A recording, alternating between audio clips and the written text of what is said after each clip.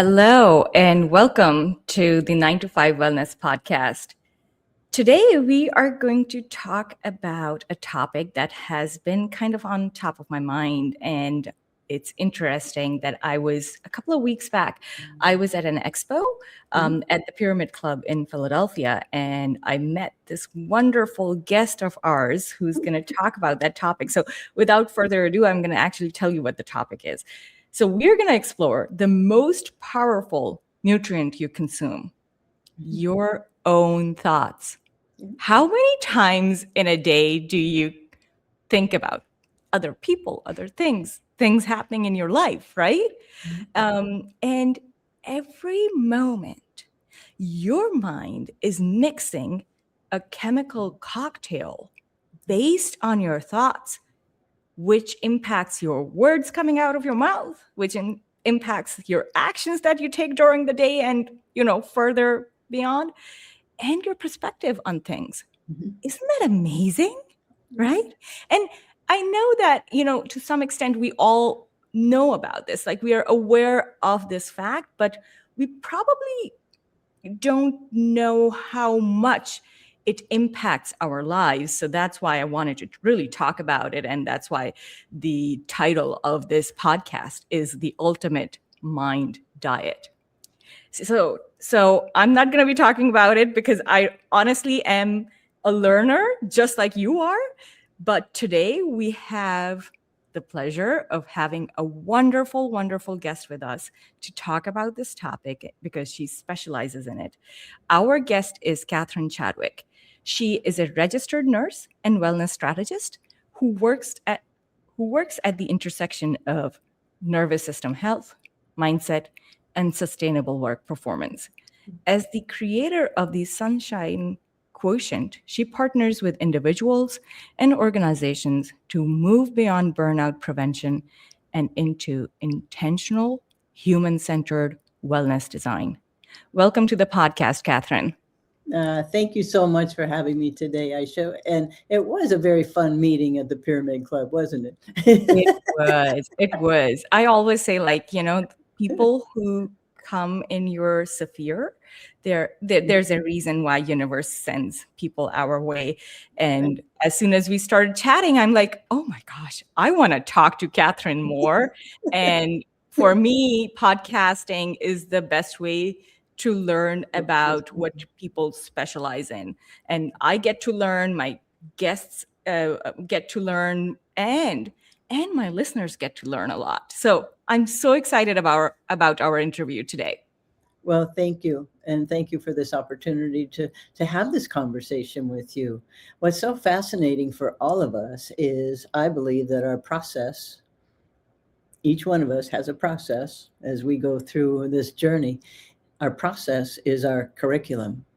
And we actually learn the most through the things that don't quite go so well, right? Oh my gosh.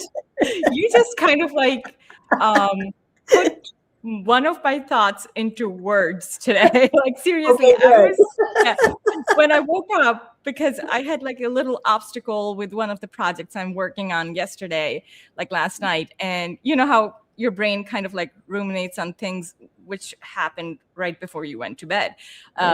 So I woke up with this very thought, you learn the best from the things that don't go well in your life or in your career or your work projects and stuff.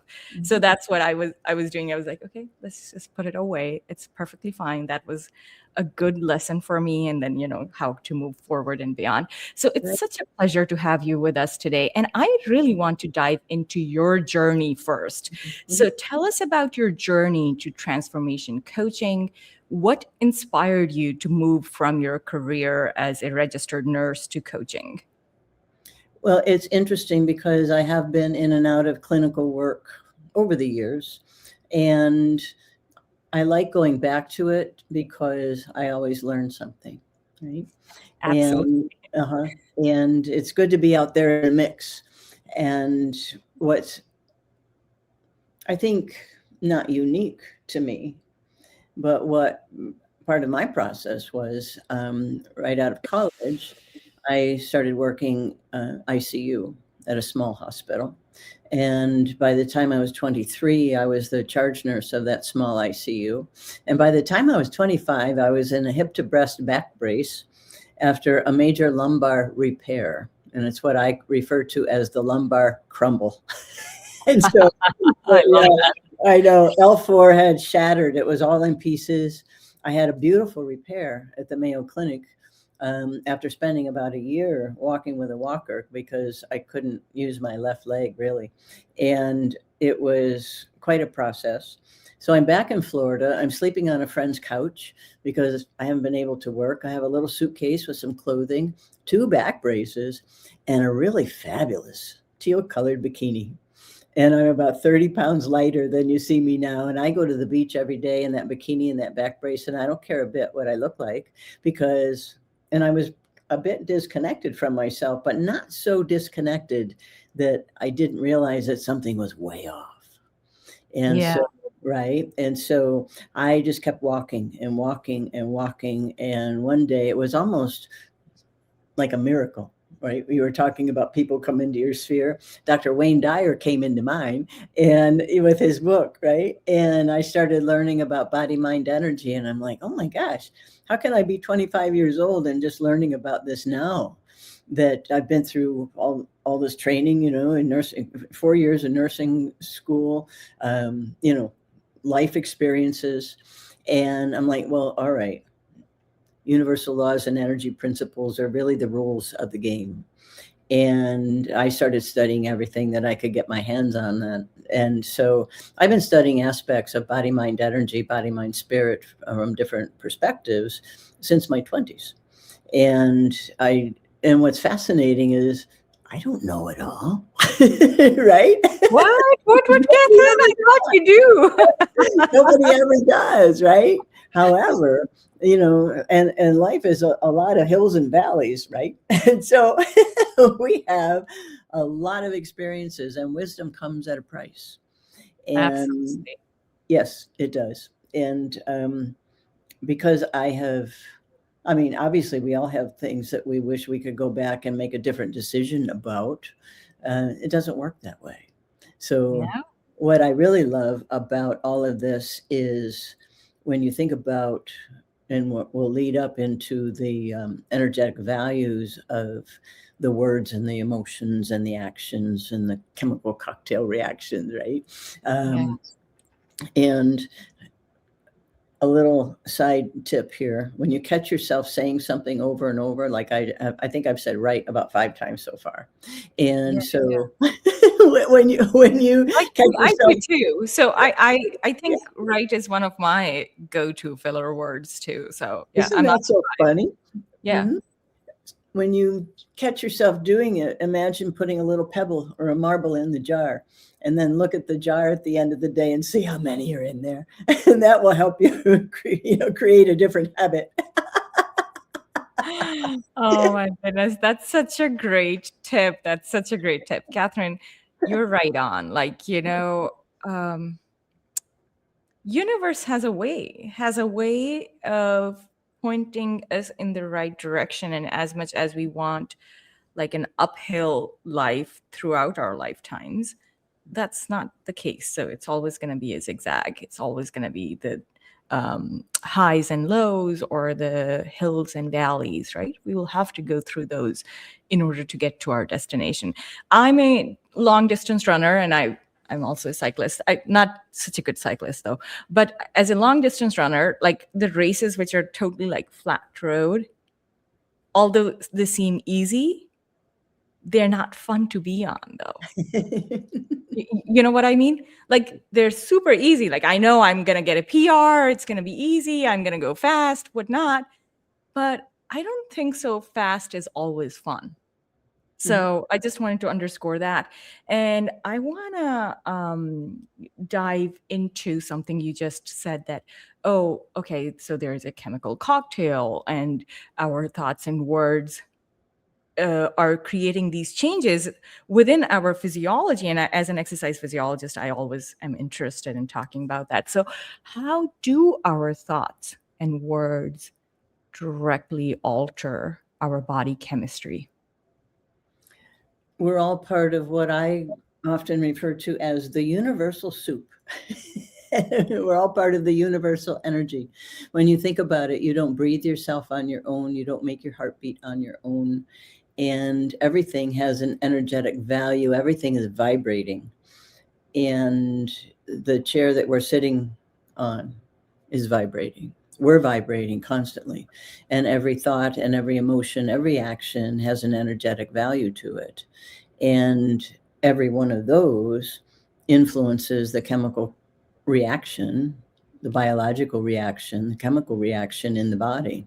I refer to it as a chemical cocktail reaction, right?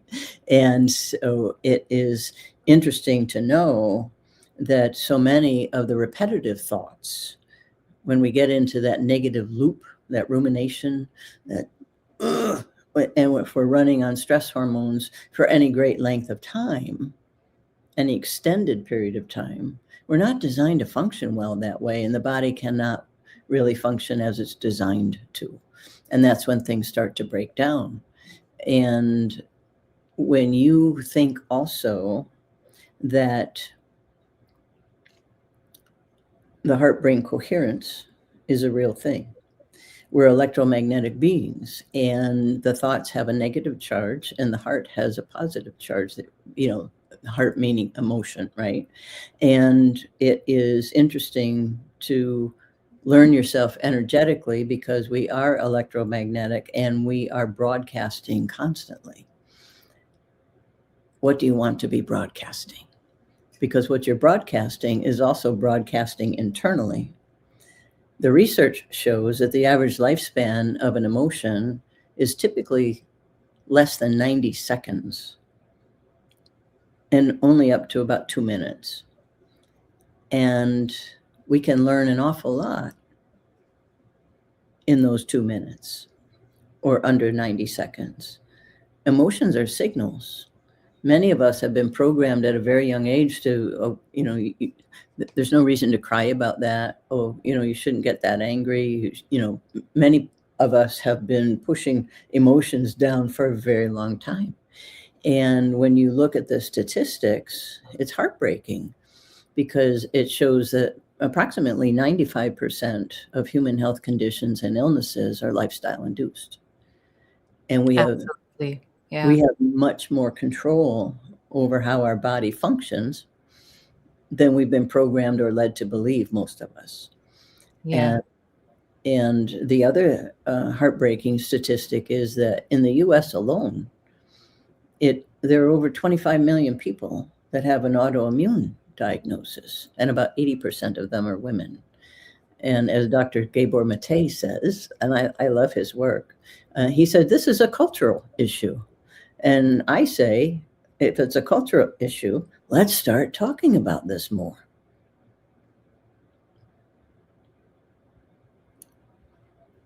Absolutely, absolutely. And I want to underscore, you said that majority of these conditions are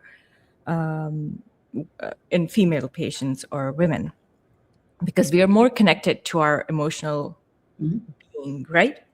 I was just reading about it the other day in a book, and they said that women are just intrinsically more connected to their body and their brain and their feelings. And I do want to add a little bit to what you just said, that, there's a negative charge here and then positive charge, depending on your thinking process, like if you have negative thoughts. But this whole energy system, it's also creating a shift in your hormones.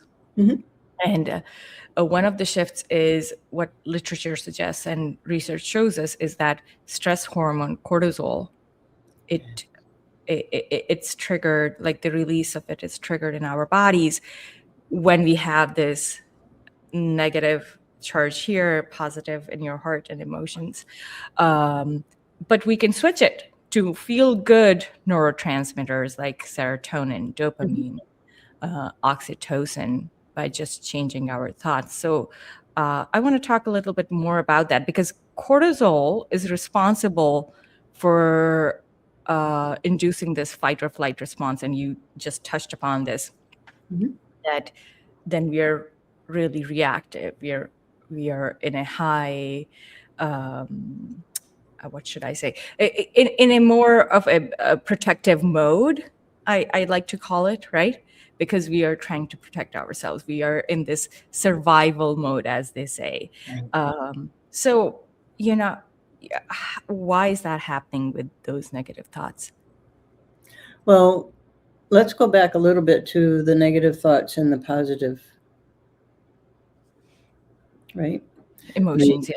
right, the emotions, the electromagnetism. It's like a battery. You need Hmm. both for it to function properly. So regardless of whether your thought is negative or positive, a feel good thought or not feeling so good thought, it's still going to have a negative charge because that's what thoughts are. And the emotions are going to have that positive charge. Whether your heart is feeling way open or not. So, you're a little closed off. That's like the mechanics of the energetics, right? And when we are reacting in regard to a safety issue, we want that cortisol to kick in because that's part of what keeps us safe. Don't step off that curve. Don't step off the curb because that car is coming around the curve. Yeah, And yeah, yeah, yeah. you want that to kick in. You Yeah, don't want to be sitting at a desk all day long with cortisol running through your body like there's a problem. That is going to cause your body to break down. sure.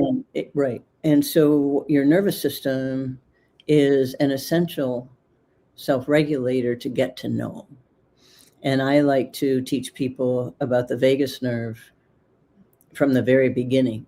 We have 12 pair of cranial nerves, and the vagus nerve is cranial nerve number 10.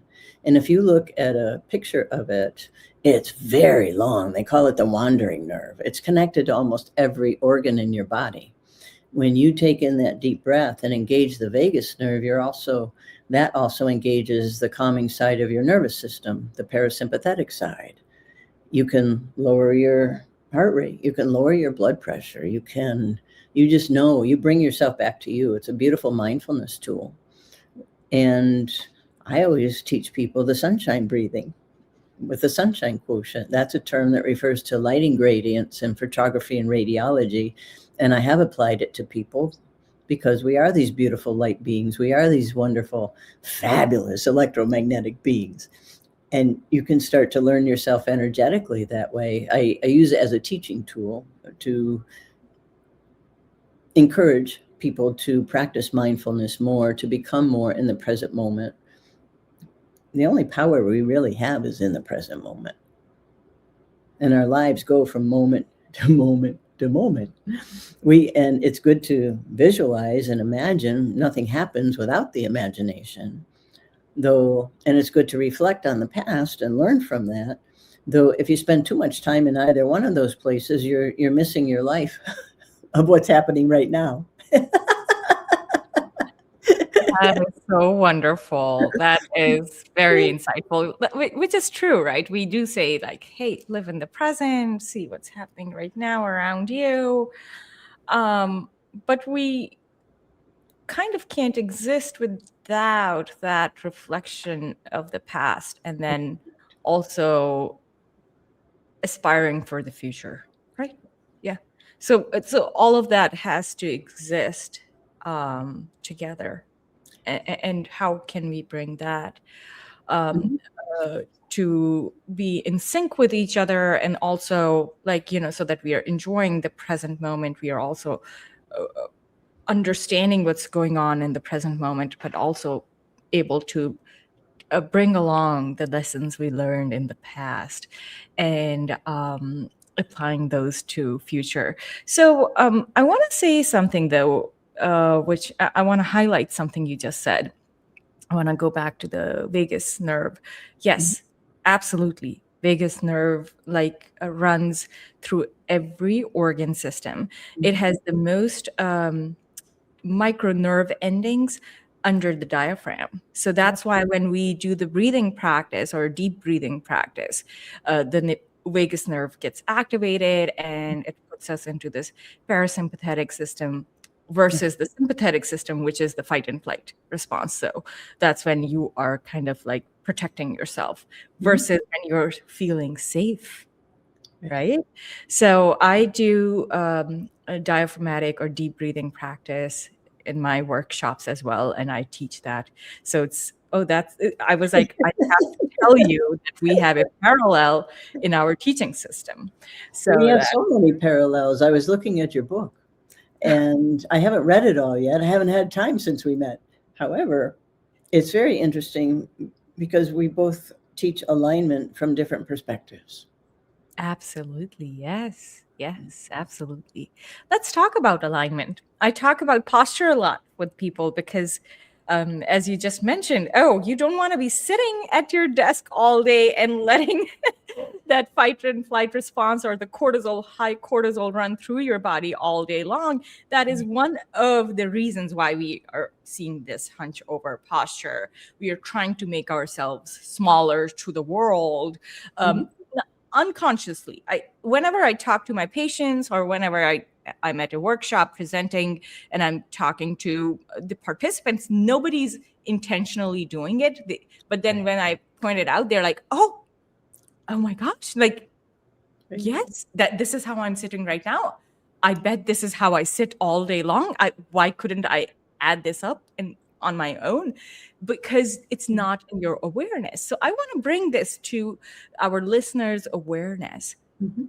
How can we align ourselves better so that our thoughts are also aligned with our goals and intentions? And I know at the bottom of it all, we are all good intentioned people, like well intentioned human beings or beings. I encourage everyone to develop a relationship with their own curious observer. And in some arenas, it's referred to as the witness. I didn't really like being witnessed. However, I have a fabulous relationship with my own curious observer because curiosity brings so much information with less judgment. And I also love it that curiosity often has a little bit of mischief in it. So, Tell me more. Tell me more. so when you can, observe yourself curiously from the outside and say, and for instance, in what you're talking about, how am I sitting? What do I look like while I'm sitting in this chair? Am I in alignment? You can do that with your thoughts. You can observe your thoughts and not really get into a whole backstory about it, because not every thought that comes into our mind is really ours. Not every thought that comes into our mind is actually true. And when you can observe that and say, oh, that's just old programming, next, right? Yes, Right. yes, I love that. I want to underscore that. That is old programming. That's We old have a programming. program running, yes, the operating system running in the background, which we are not aware of, And your right? body is part of that. Your body gets in the habits as well. So when you understand that we're running on old programming about 95% of the time is what the research shows, then when you take a look at that with your curious observer, and you can, after a period of time, you can ask yourself, what is my belief about this particular thing that keeps coming around? And is it actually my belief? Or is it one of those beliefs that has been handed down to me through generations that I haven't even taken the time to evaluate if it's really mine or not? Yeah. And I think that and we can do this in any arena of our life, as far as, what's my physicality right now? What am what am I thinking about? What thought can I think to take me one step a little bit higher up the emotional energetic scale? And what's also interesting about the emotional energetic scale and the psychological scale, they look at emotions and energetic values from different perspectives, but they're both valuable. And much of that comes from David Hawkins' work. And if you think of his power versus force research, and people use that in muscle testing, they use it in all sorts of trainings, and it's highly valuable to understand about, which is why I love teaching people about themselves energetically. I can teach, I can help educate, I can inspire you, I can be a role model. Each one of us has to empower ourselves from the inside out.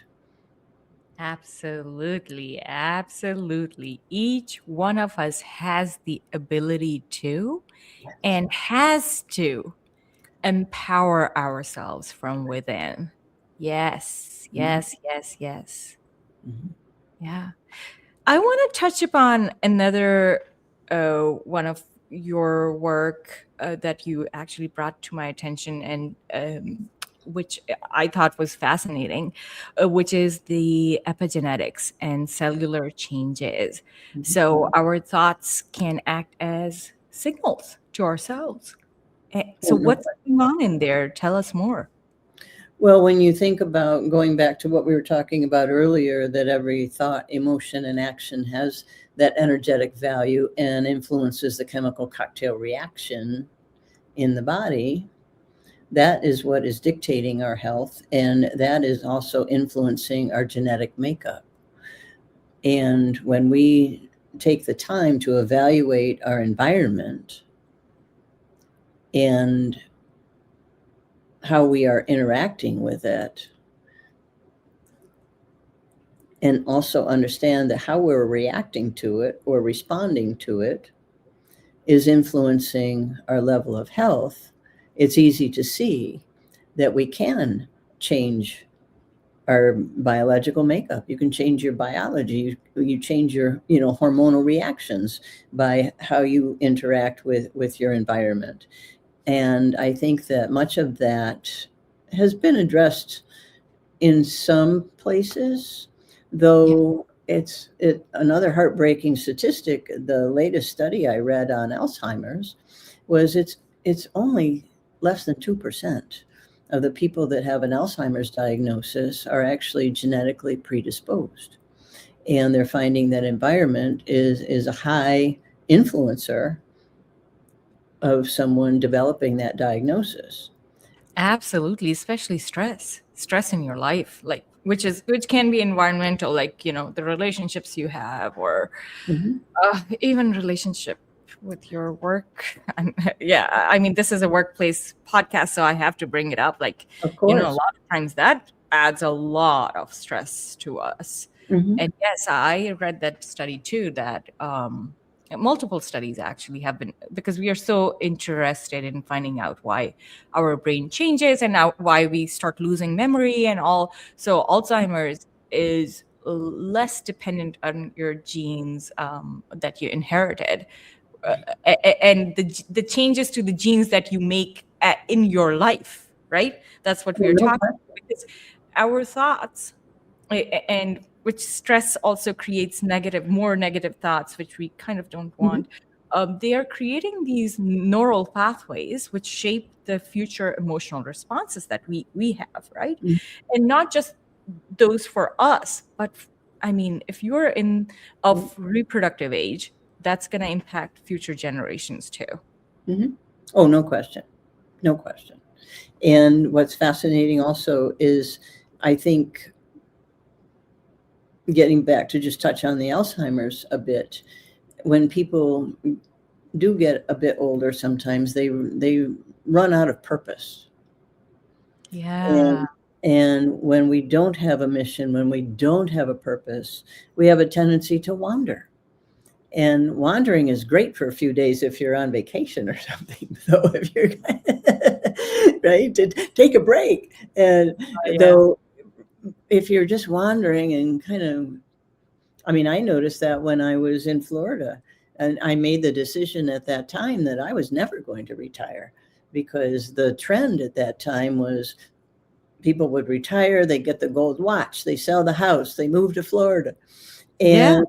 And they're going from early bird special to early bird special, and they don't know anyone, and they don't really know what they're going to be doing next. And like a husband and a wife, and one of them has the proverbial heart attack or stroke, and if they survive, then they're typically impaired in some fashion, at least for a period of time.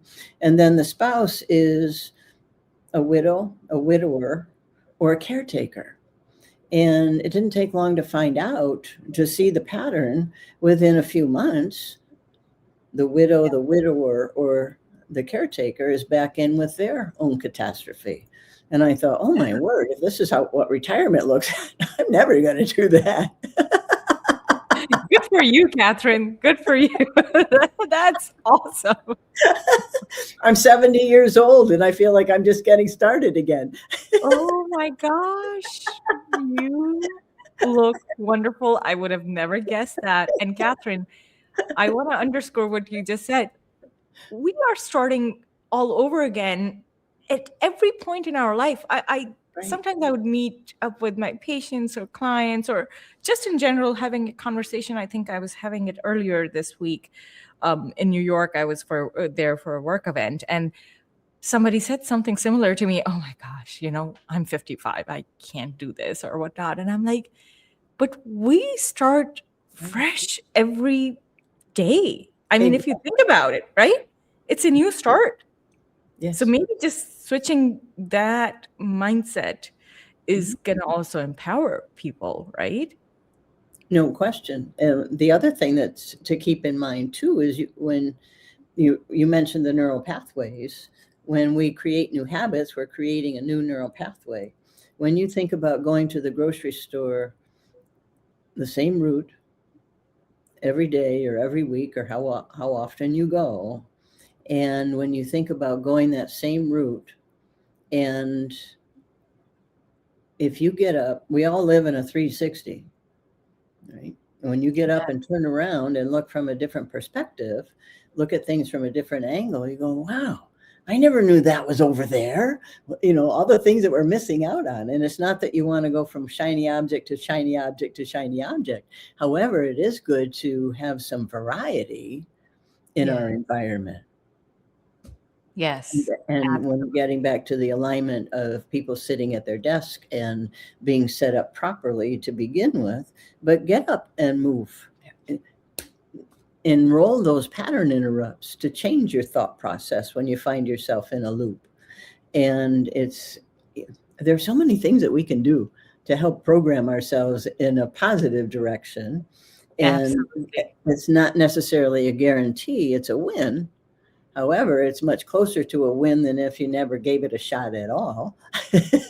Oh, yeah. That's like the Michael Jordan quote, right? Right. That has like, I missed all the short shots I didn't take, or 1,000 shots that I didn't take. So yeah, taking a shot is definitely worth it. So, okay, I want to leave our listeners with some actionable steps. So how can they translate the ultimate mind diet or their thinking process into daily life? Engage your curious observer. Yeah. That I believe is the number one thing. And to help enroll in that curious observer, do breath work. I encourage people to actually put an alarm on their phone for a minimum of 4 times a day. Do 6 or 7 breaths at a time, and engage that age-old concept of visualizing breathing in the light. When you imagine in through the nose and you imagine that you're just filling up with light on the inside, because you're already a light being, let's augment what we are. And you can increase your radiance, you increase your level of vibration just by doing that, because you're broadcasting even more. And And if you hold at the top for a couple of counts and out through the mouth for a longer exhale, do that 6 or 7 times at a time. Practice it, get in tune with it, say hello to your vagus nerve. And then when you start to get anxious about something, then you go, oh, I just need to take a breath to come back to the present moment, because you get more in tune with yourself and you get to use your body, use that body mind connection, use that body mind energy connection.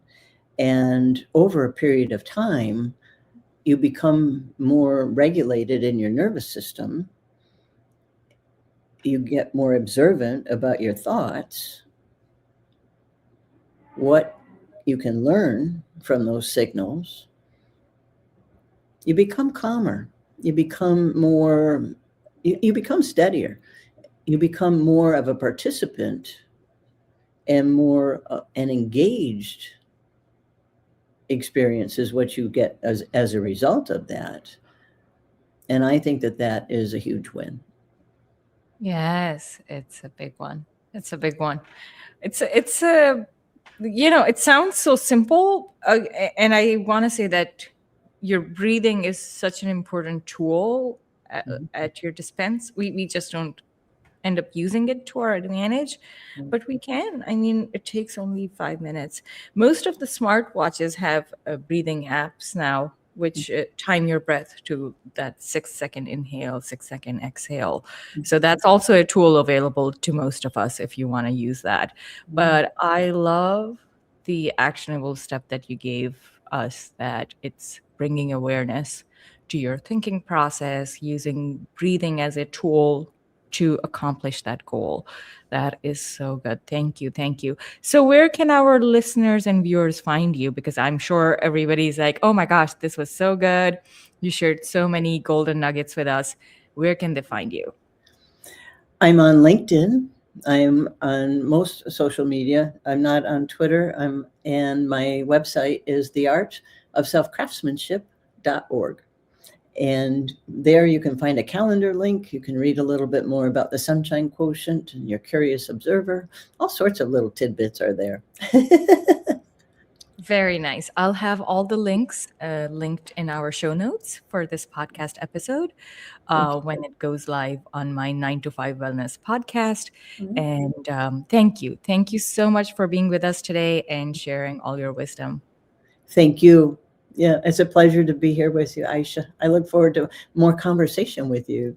Yes, I'd love to have deeper conversation around a lot of these topics that we kind of like just kind of lightly touched upon. But thank you so much for making time for us. And thank you everyone for watching us live on LinkedIn, or if you're watching this recording, I still love you. Hugs and kisses to all of you. And then if you're listening on the podcast, I'm going to be back with a fresh episode of the 9 to 5 Wellness podcast soon, and another LinkedIn Live in a couple of weeks.